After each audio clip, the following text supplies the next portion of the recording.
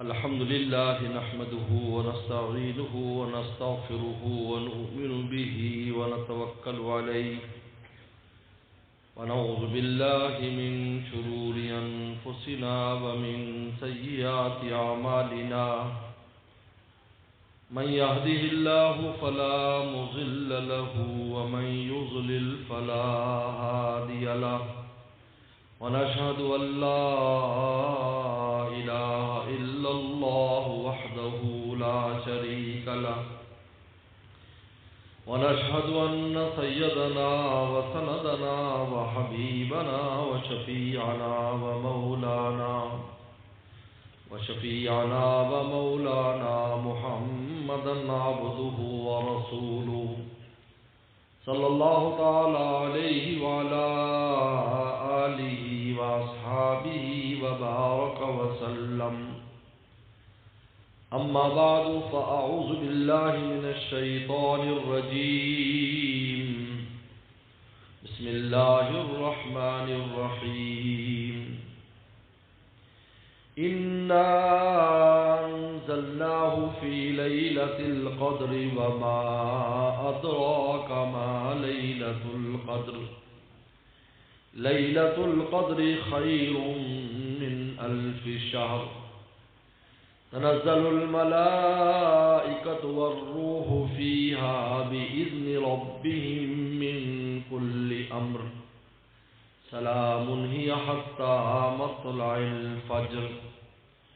قال النبي صلى الله عليه وسلم: من قام ليلة القدر إيمانا واحتسابا غفر له ما تقدم من ذنبه، أو كما قال عليه الصلاة والسلام.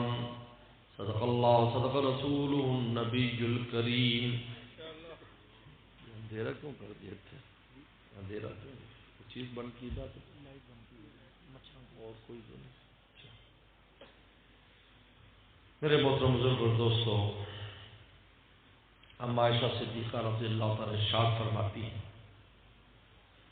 کہ میں نے اللہ تعالیٰ کو، اللہ کے نبی صلی اللہ علیہ وسلم، میں نے اللہ تعالیٰ کو کسی کی خواہش اتنی جلدی پورے کرتے نہیں دیکھا جتنی آپ کی خواہش پورے کرتے دیکھا.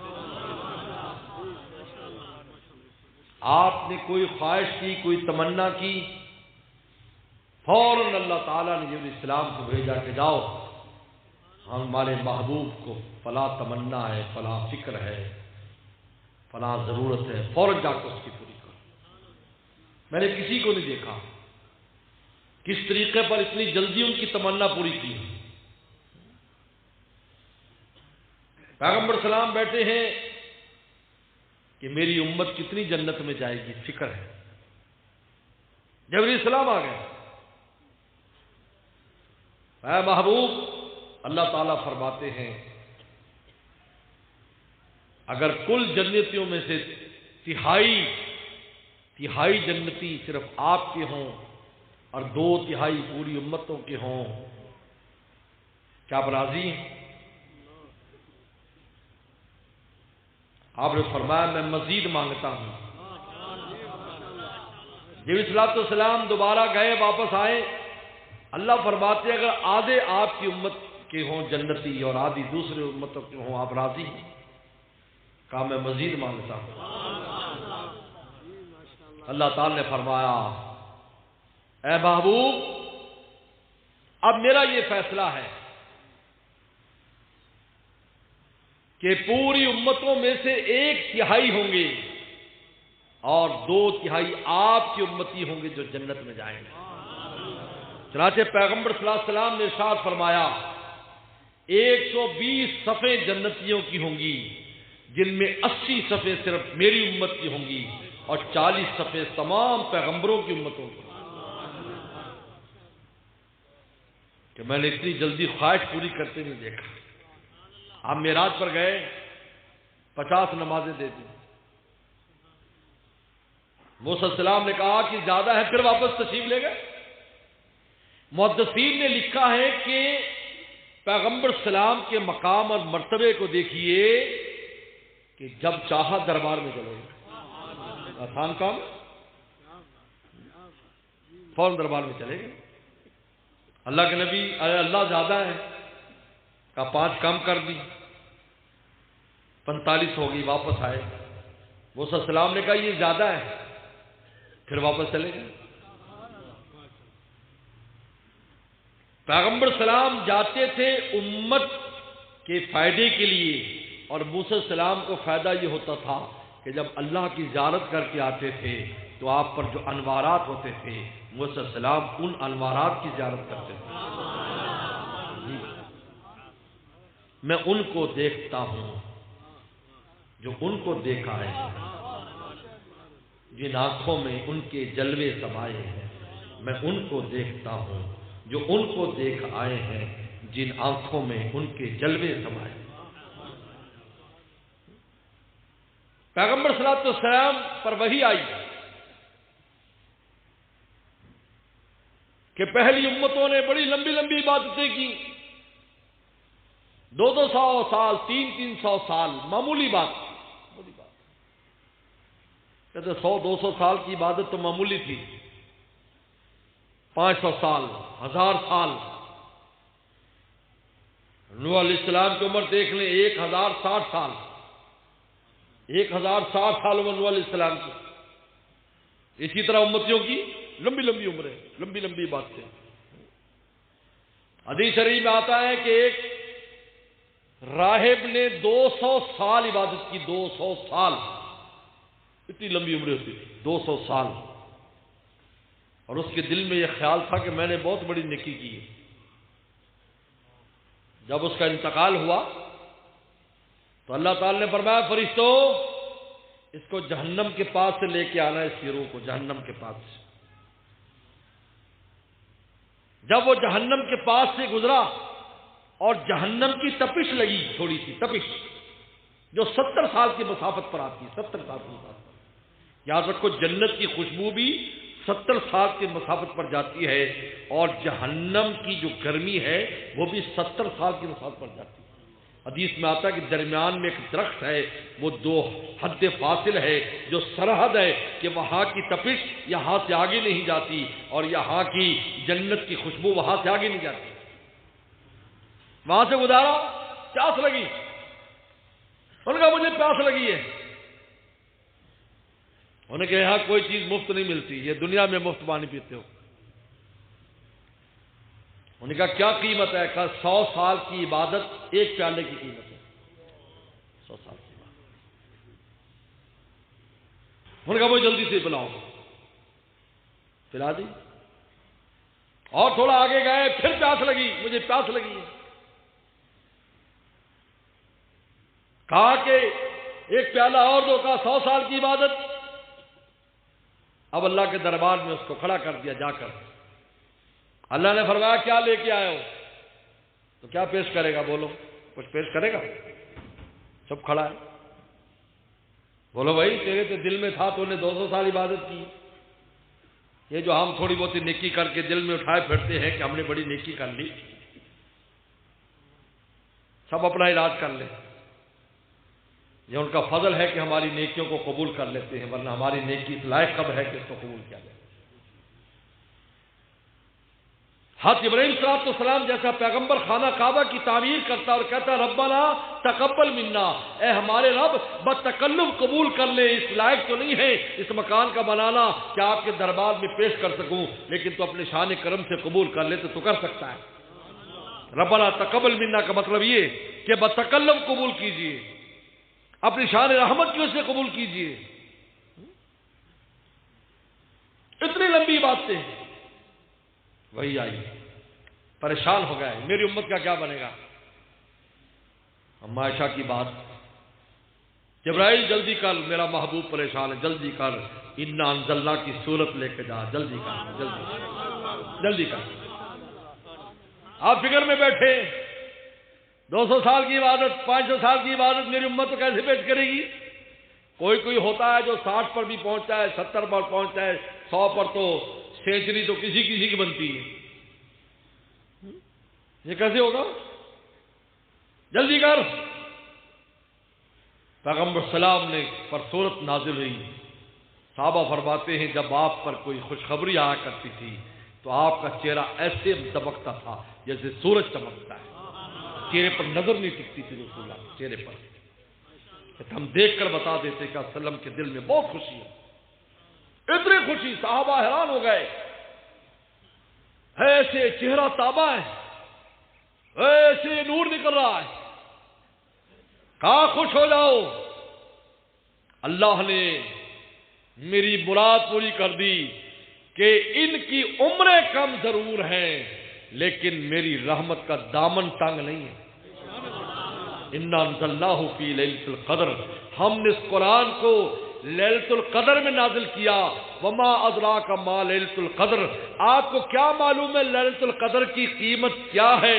لیلۃ القدر خیر من الف شہر، لیلۃ القدر 1000 مہینوں سے بہتر ہے۔ 1000 مہینوں کی عبادت ایک طرف جو 84 سال ہے، اور اس 1 رات کی عبادت ایک طرف، یہ اس 1000 مہینوں سے زیادہ ہے۔ کتنی زیادہ ہے وہ اللہ تعالیٰ جانتے ہیں، لیکن زیادہ ہے، کم نہیں ہے۔ ابن رجب حنبلی نے تو بڑی پیاری بات لکھی، تاکہ اس زمانے میں اگر لاکھ کا لفظ ہوتا، قرآن لاکھ کا لفظ استعمال کرتا، کروڑ کا لفظ ہوتا، قرآن کروڑ کا لفظ استعمال کرتا، لیکن ماضی میں جتنے آپ پیچھے چلتے چلے جاؤ گے، چھوٹا عدد زیادہ قیمت رکھتا تھا، جو آگے زمانہ آئے گا بڑا عدد بھی بے قیمت ہوتا چلا جائے گا۔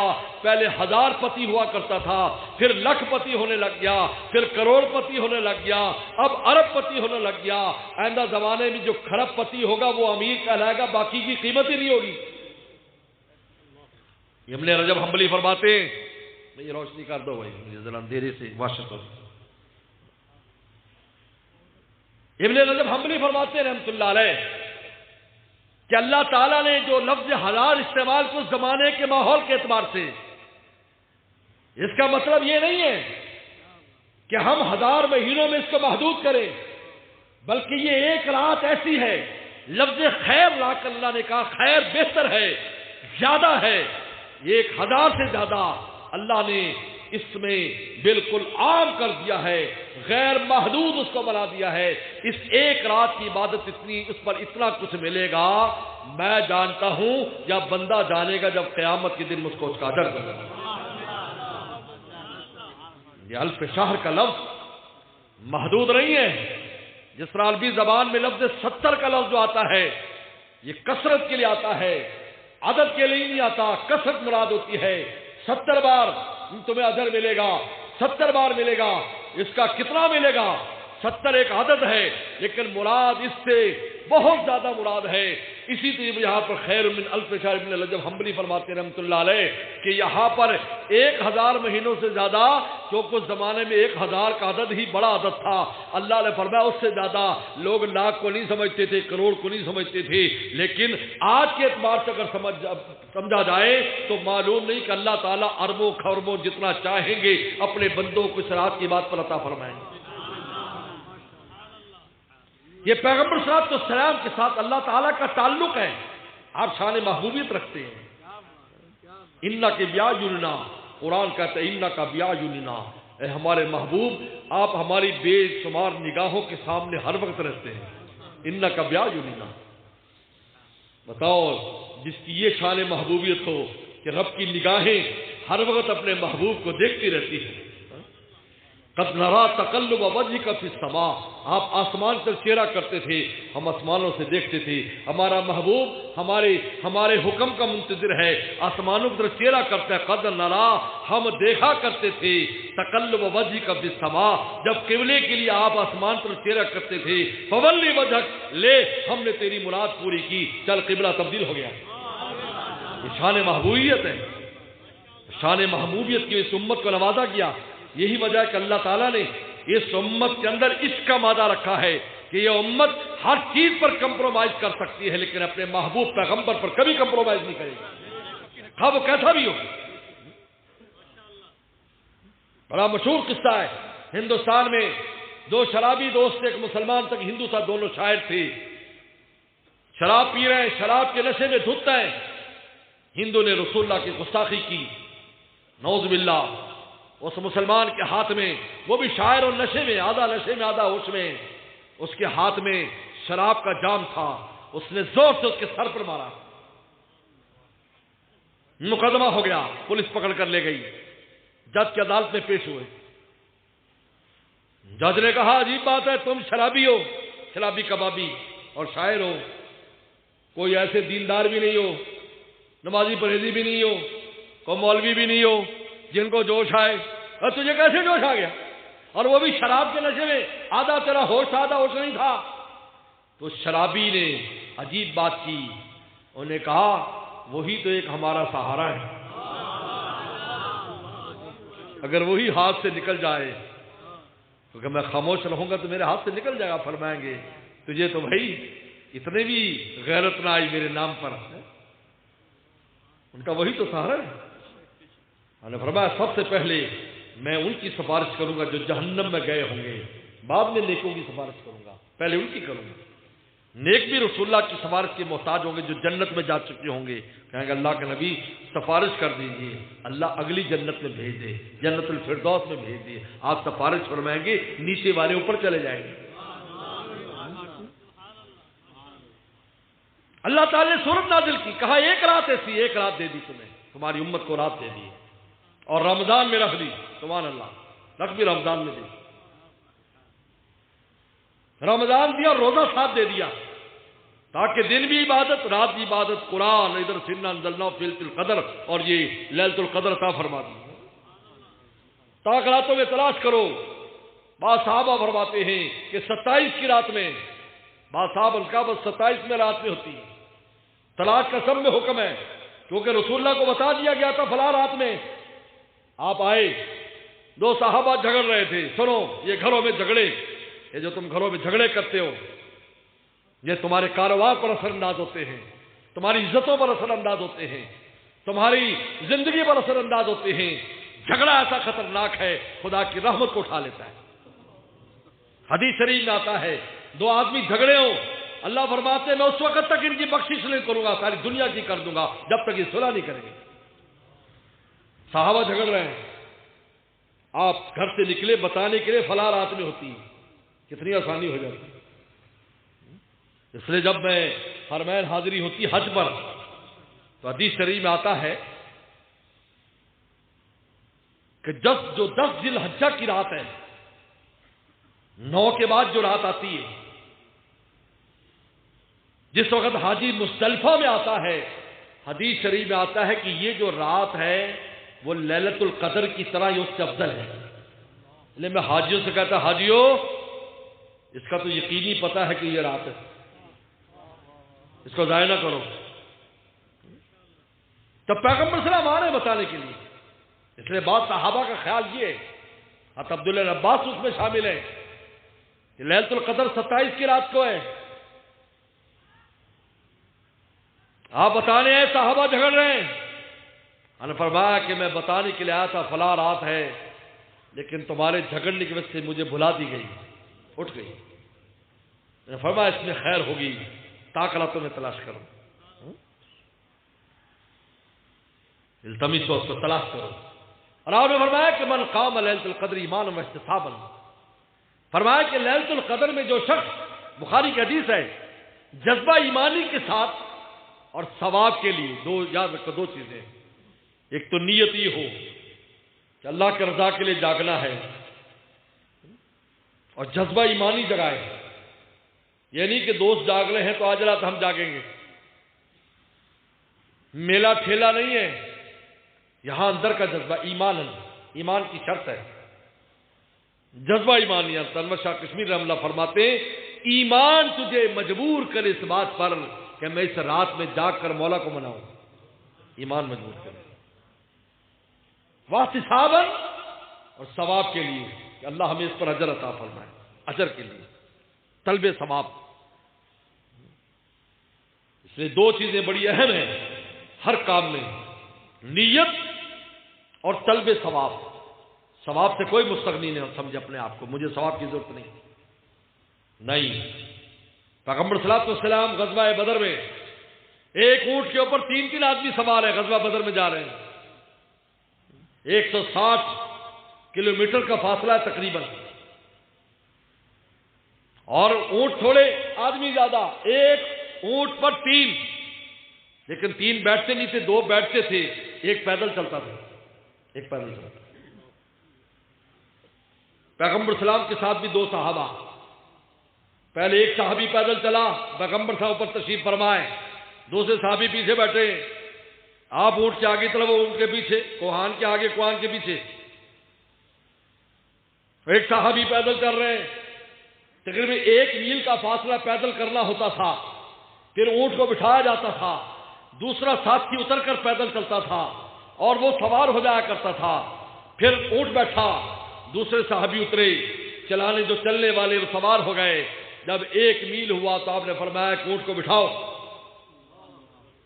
ان صحابہ نے کہا، دونوں نے، عاشقوں نے کہا، اللہ کے نبی صلی اللہ علیہ وسلم، ہم نے آپس میں ایک چیز طے کر لی ہے کہ آپ کی جگہ ہم چلیں گے، آپ کی جگہ، عاشقوں نے اس پیش کیا، آپ کی جگہ ہم چلیں گے، آدھا راستہ یہ چلے گا، آدھا میل، اور آدھا میل میں چلوں گا، لہذا آپ بیٹھے رہیے۔ فرمایا تم مجھ سے زیادہ طاقتور نہیں ہو اور میں بھی خدا کے ثواب سے مستغنی نہیں ہوں، مجھے بھی اجر چاہیے، مجھے بھی اجر چاہیے، دیکھیے مجھے بھی اجر چاہیے، مجھے بھی اجر چاہیے۔ حضرت ایوب علیہ السلام کا قصہ قرآن نے بیان کیا ہے کہ جب اللہ تعالیٰ نے ایوب علیہ السلام سے آزمائش ہٹا دی تو چشمہ نکال دیا، اس میں نہاؤ، چشمے میں نہائے، صحت مند ہو گئے۔ اللہ تعالیٰ نے بیوی بھی صحت مند کر دی، اور اولاد دے دی، مال دے دیا۔ میں وہ جگہ دیکھی ہے جہاں ایوب صلی اللہ علیہ وسلم کی چراگاہیں ہیں، اور حضرت ایوب صلی اللہ علیہ وسلم کی مزار مبارک پر بھی میں نے حاضری دی، شام کی سرحد کے اوپر ہے، شام کی سرحد پر۔ وہیں حضرت یسوع علیہ السلام کی بھی، اور عجیب واقعہ ہے کہ یسوع علیہ السلام حضرت ایوب السلام کو ملنے آئے، اور ایوب السلام حضرت یسوع السلام کو ملنے کے لیے اپنی جگہ سے نکلے، یہ پتہ چلا ہے کہ وہ ادھر ہے، وہ پتہ ادھر ہے، درمیان میں 1 میل کا فاصلہ ہے، اور 1 میل، لیکن اس زمانے میں جنگل ہوتے تھے، پہاڑ ہوتے تھے، کتنے دن وہ ادھر ٹھہرے رہے یا ادھر ٹھہرے رہے، یہاں تک کہ یسوع صلی اللہ علیہ وسلم کا انتقال ہو گیا، ان کو وہیں دفن کر دیا۔ دونوں کے مزاروں میں 1 میل کا فاصلہ ہے، 1 میل پر حضرت ایوب السلام کا مزار مبارک ہے، اور دوسرے میل پر یسوع السلام کا مزار مبارک، ملاقات نہیں ہوئی۔ اللہ تعالیٰ کا نظام دیکھو۔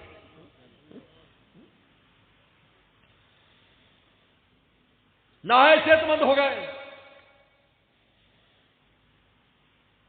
ایک دن نہا رہے اسی چشمے میں تو آسمان سے سونے کی ٹڈیاں گرنے لگی، سونے کی ٹڈیاں گرنے لگی۔ آپ جلدی سے کپڑا لے کر اس میں جمع کرنے لگ گئے۔ سونے کی ٹڈیاں، یہ جو ٹڈی ہوتی ہے، بڑی بڑی ٹڈی سونے کی، جمع کرنے لگ گئے، پکڑ کے جمع کر رہے ہیں۔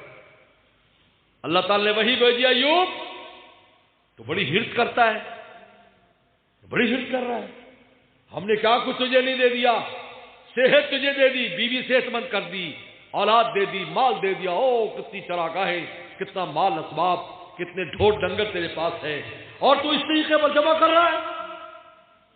تو کیا کہا، اے اللہ، میں کسی مخلوق کا مال تو جمع نہیں کر رہا، یہ آسمان سے گرنا تیری برکت ہے، تیری برکت سے کون مستغنی ہو سکتا ہے؟ لا غنى عن برکتک، اللہ تیری برکت سے کون مستغنی ہو سکتا ہے؟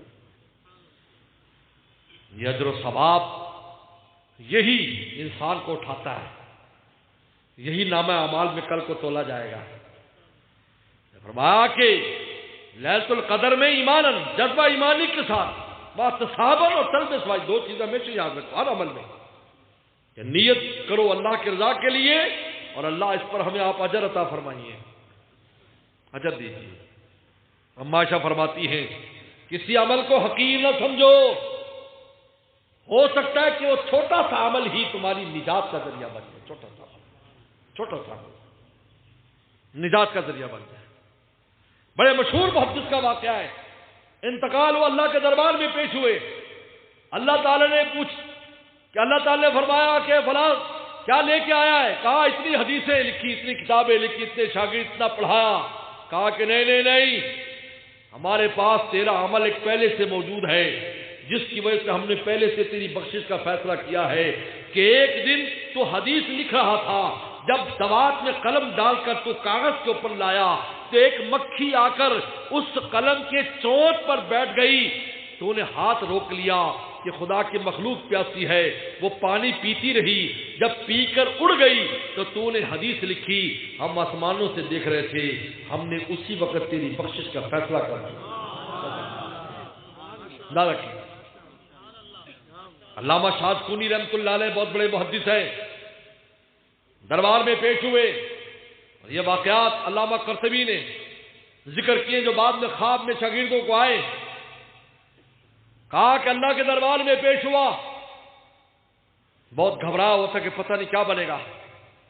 فرمایا کہ شاد کونی تسلی رکھ، جب تو طالب علم تھا، تو سفر کر رہا تھا مدرسے کی طرف، تیرے پاس میرے محبوب صلی اللہ علیہ وسلم کی لکھی حدیثیں تھیں، بارش کا موسم ہو گیا، تجھے فکر ہوئی کہ وہ حدیثوں کی کتابیں خراب نہ ہو جائیں، تو نے اپنے سینے کے ساتھ لگا کر دوہرا ہو گیا، ساری رات بارش تیری پیٹھ پر پڑتی رہی، تو انہوں نے حدیث کی کتابوں کو بچایا.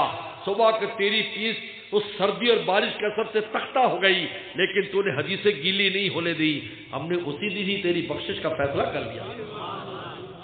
جب عائشہ فرماتی ہے لا تحقرن من المعروف شیئا، کسی نیکی کو معمولی نہ سمجھو، ہو سکتا ہے وہی تیری نجات کا ذریعہ بن جائے. تو میرے دوستوں، پیغمبر صلی اللہ علیہ وسلم فرماتے ہیں من قام لیلۃ القدر، کہ لیلۃ القدر میں جو انسان رات جاگ کے گزارتا ہے ایماناً، جذبہ ایمانی کے ساتھ، واحتساباً، ثواب کے لیے، وغفر لہ ما تقدم من ذنبی، پچھلے سارے گناہ معاف ہو جاتے ہیں. اور اس ایک رات میں جو بھی عبادت کرے گا، آپ تسبیح کرو گے، آپ ذکر کرو گے، آپ صدقہ کرو گے، آپ صدقہ کریں، 1 روپیہ صدقہ کریں، 10 روپیہ صدقہ کریں، 50 روپیہ صدقہ کریں، 100 روپیہ صدقہ کریں، لکھا جائے گا 1000 مہینوں سے زائد اس نے صدقہ کیا. آپ اندازہ کر لیں کہ کہاں قیمت چلی جاتی ہے، کہاں قیمت. یہ اس امت کے ساتھ اللہ کا عجیب معاملہ ہے. زمینیں بھی دی ہیں، زمانے بھی دیے، زمینیں بھی دی. مکہ میں جاؤ، لاکھ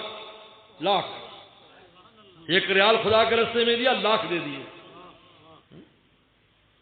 1-2 رکعت پڑھی، لاکھ لکھی گئی. جماعت سے پڑھی 27 لاکھ. مدینہ میں چلے گئے 50,000.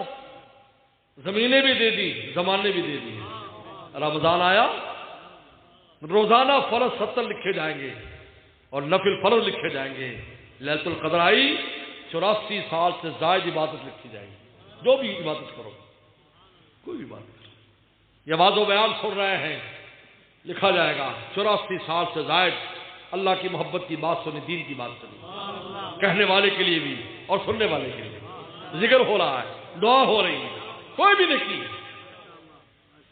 اس امت کے ساتھ خاص معاملہ ہے، اللہ تعالیٰ فضل کا معاملہ ہے. اس کو فضل کا معاملہ کہتے ہیں، فضل کا معاملہ ہے.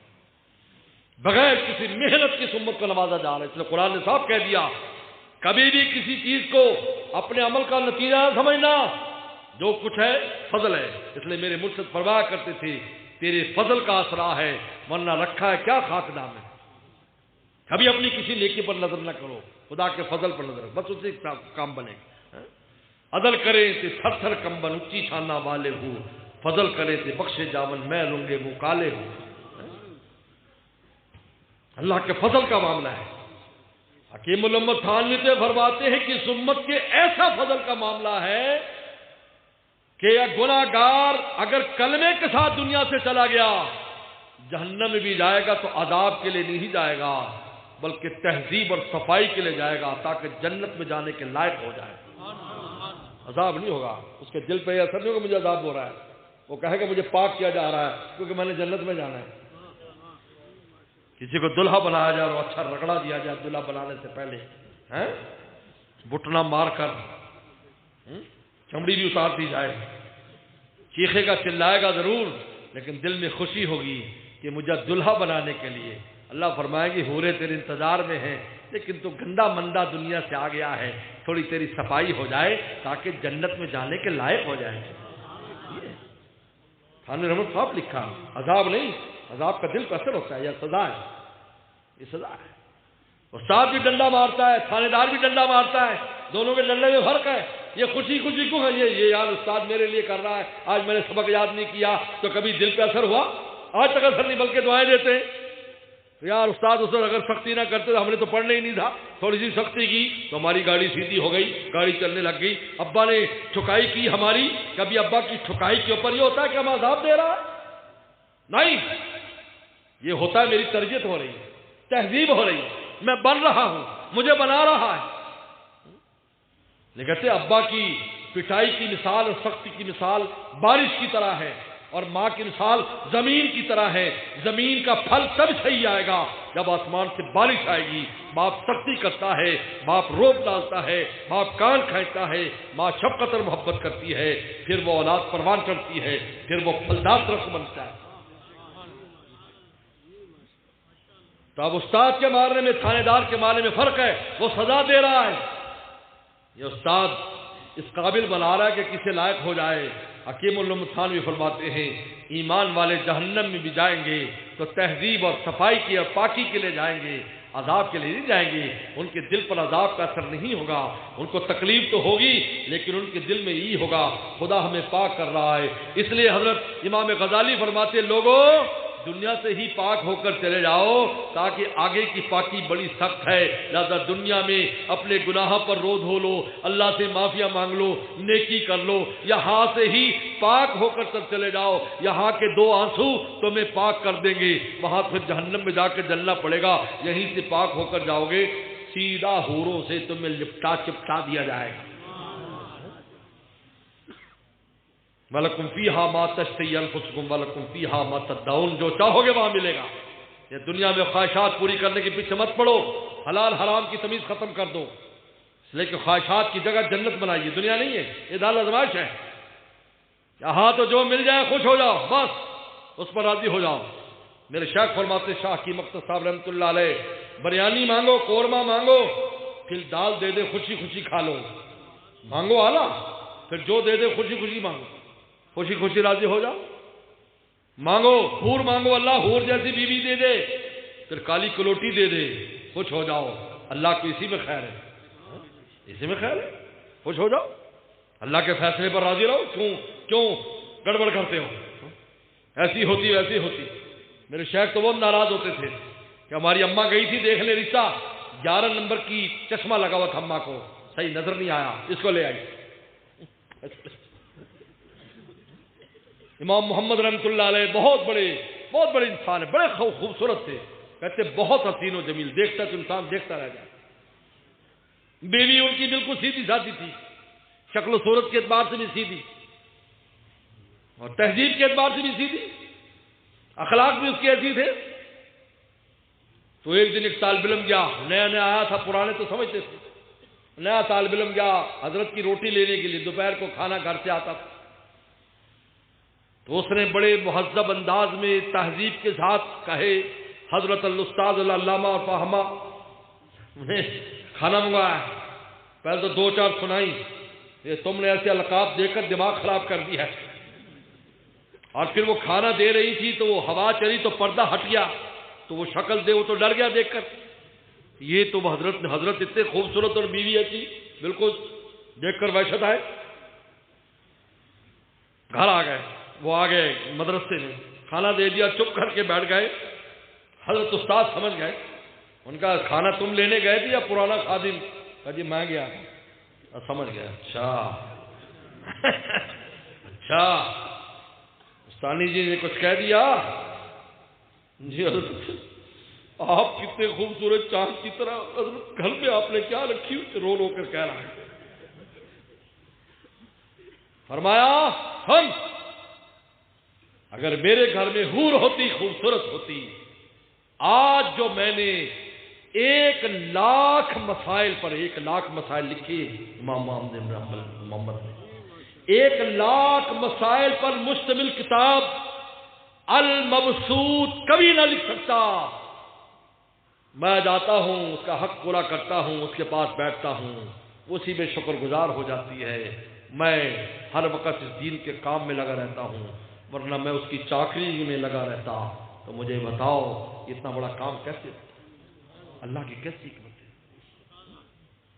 کیسی خدا کی حکمت ہے. میرے شیخ فرماتے تھے اللہ سے اعلیٰ چیز مانگو، پھر جو دے دے راضی رہو، کیونکہ اللہ نے وَلَكُمْ فِيهَا مَا تَشْتَهِي أَنفُسُكُمْ، جنت وہ جگہ ہے جہاں تمہاری خواہشات پوری ہوں گی.